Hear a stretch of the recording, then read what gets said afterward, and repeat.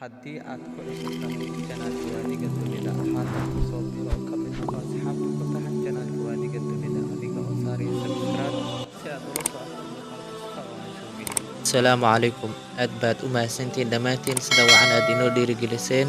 Qaybta hore ee barnaamijkeena waxaan ku soo qaadan doonaa dadkii kommentayda ka dhiibtay muuqaalkii hore ee aan soo gelinay.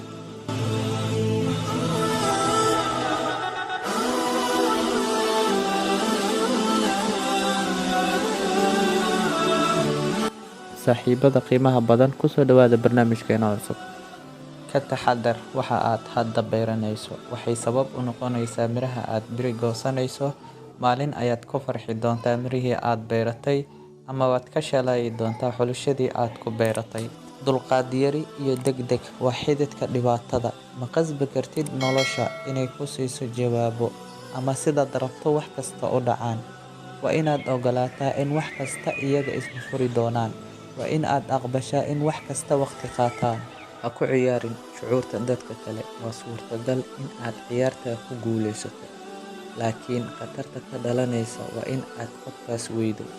Qofka wanaagsani waa kan mar kasta garanaya qiimaha waxa aad siisay leeyahay, xitaa haddii uu wax yar yahay. Halka ha inooga ekaado barnaamijkeenii dhiirgelinta ahaa. Waad ku mahadsantihiin daawashadii.